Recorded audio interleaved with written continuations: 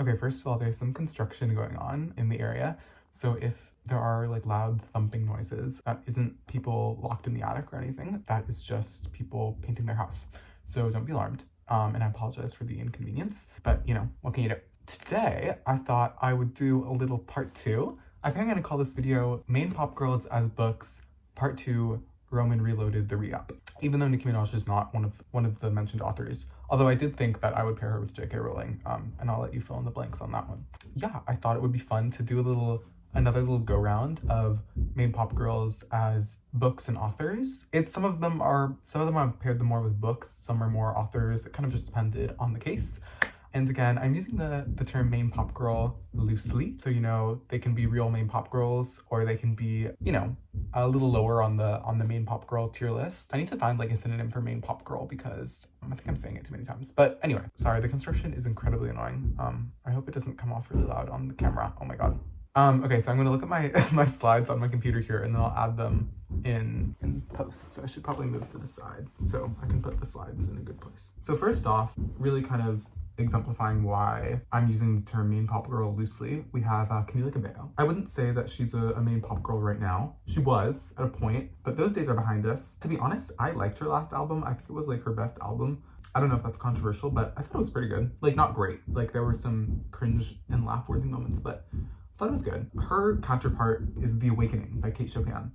And it's been a while since I read this book. I remember not like loving it that much, and the details are a little bit hazy, so I hope you forgive me if I get any of the specifics wrong. But The Awakening is all about, I think her name is Edna, right, Edna Pontellier, who kind of comes to a realization about her own identity and that she needs to kind of be freed from herself. And I think from her marriage, she realizes she needs to be freed, and I think she has an affair, and then I remember she offs herself at the end in the ocean. Anyway, not important. The gist of the idea is that the main character comes to a realization and frees himself. And I'm using that in the case of Camila Cabello because I feel like she came to a realization that she would be a much more marketable, popular artist if she freed herself from Fifth Harmony and tried to make it as a solo artist. And she did. And I think The Awakening is a bit more morbid than Camila Cabello's story with Fifth Harmony, but still, I think that there are parallels between them. I wonder if Camila Cabello has ever read The Awakening. I'm gonna guess no, but maybe that's not fair.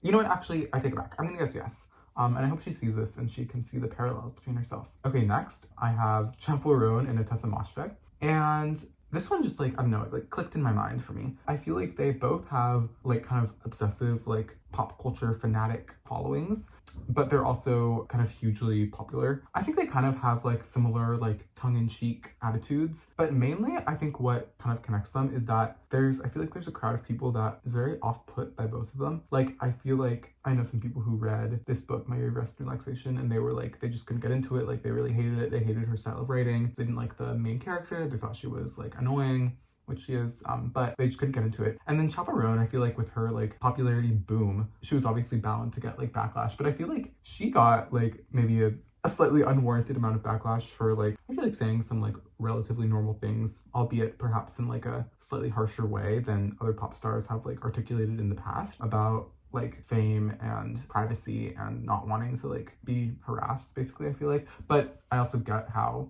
that can be interpreted to some fans as like ungratefulness. And then there was a whole thing with her like political commentary, whatever, I don't know.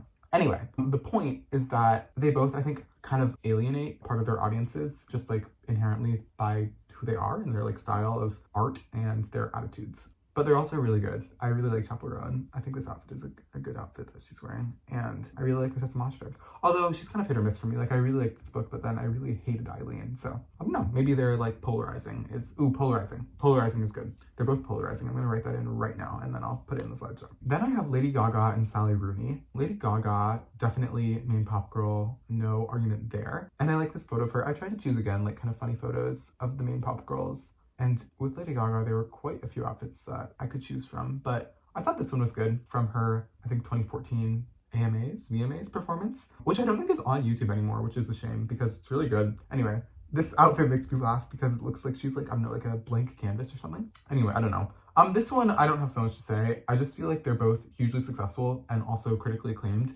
And I think that's like a hard balance to strike. I think more so for pop stars than it is for authors to like continue being popular and critically acclaimed for like a long period of time. And I don't think Lady Gaga has always had a critical acclaim, like during this era actually of art pop, unfairly. She was kind of torn apart for that. And I think Sally Rooney has like rightful things to be criticized about in her artistic style too. But overall, I think like they are both pretty widely praised, which is fair. Yeah, I don't know. This one is kind of more one of the slightly more uninspired ones. I don't have so much to say about this. Next, okay, when I made this, like this made me laugh just like looking at the slide because I was like, this is a little crazy. I have Marina, formerly Marina and the Diamonds, and Lois Lowry, and the book is The Giver. So The Giver is basically like this dystopian novel. Last time I read it was in like 6th grade, so again, like the details are slightly hazy, but dystopian novel about, I'm gonna look up a synopsis actually, just so I make sure I get this right. Right, yes, basically it's about like a society whose memories are all erased, and then one boy who's chosen to be like the one who inherits all the memories of like society at large, and then he escapes and makes a plan to let everyone else in on memory as well. So you might be asking, how is this connected to Marina? I think they're both like mind-blowing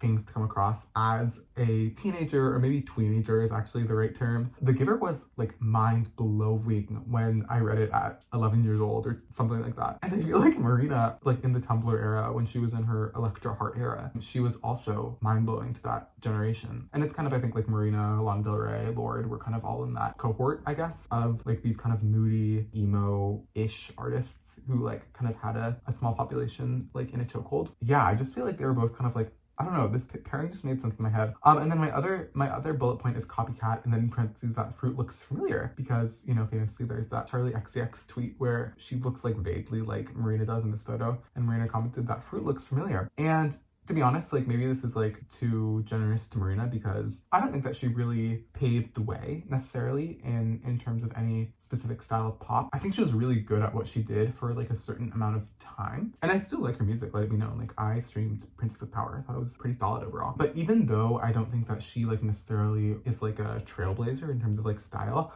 I think there are still like artists nowadays she's the blueprint for. And I think especially in terms of like her earlier work, like before Fruit, even though Fruit is her best album, I think like having like a stage persona that like you kind of get lost in is kind of an interesting thing that I think many artists have done after like the next one I'm gonna talk about, Ethel Cain. And also I just think like when she like originally like the Family Jewels, like that era, I think that kind of brand of like slightly like deranged, personality driven alternative pop, I think is still kind of popular today. And I think like the originality she kind of had at the very beginning, because I think she kind of got a little more like sanitized as her career went on. I think that original stuff, like I do think she is kind of like in some ways helped popularize some of that stuff. And The Giver, to be completely frank, I have no idea if The Giver like popularized its genre, and I definitely don't think it did in terms of like dystopia. But I kind of think of it as like, maybe just because of when I read it, it was like the first dystopian novel I read. I think it was probably the first dystopian novel a lot of people read. But then like after that, like I read like The Hunger Games and I read Divergent, and many of them were good, but The Giver, she is just like the Rosetta Stone,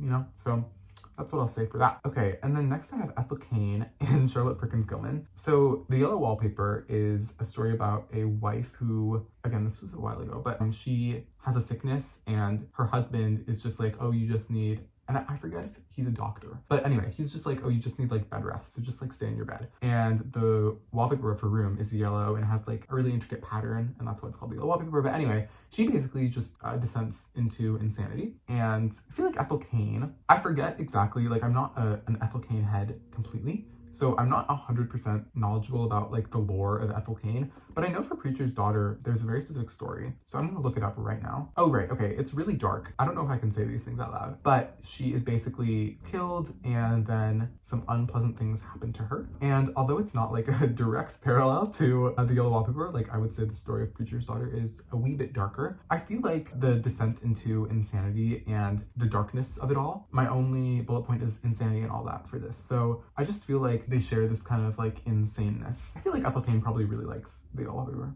If she's read it, I feel like she probably has. Then I have Lana Del Rey and F. Scott Fitzgerald. This one, I don't know if it's a cop-out, because Lana Del Rey does have a track famously on the soundtrack of the Great Gatsby movie. I chose this photo of Lana Del Rey because I just feel like it's locked in my memory, like in the pandemic when she wore that mesh mask to meet all those fans. I feel like there were tons of articles like about her, and then she was like, no, there was like a layer of plastic underneath, but like it doesn't really look like there is. I don't know. Anyway, I don't want to get into it. There might have been. I don't know. Anyway, I just feel like Lana Del Rey wants to be living in the 1920s. Like, I just feel like she would like that. And I feel like her persona as an artist, maybe not as much anymore, but I think when she first like debuted, it was very much this like Americana, looking back like lustfully on the golden age of America, like yada yada yada. I just think they both are kind of these like American institutions. I don't know if Lana Del Rey is an American institution, so I don't know if I would quote me on that, but I think they share this kind of like maybe nationality that's like interesting, and this kind of glamour, like this old glamour that is similar between both of them. And then my last one is FK Twigs and Mary Gaitskill. And I think this one is interesting. Mary Gaitskill, she writes mainly short stories, and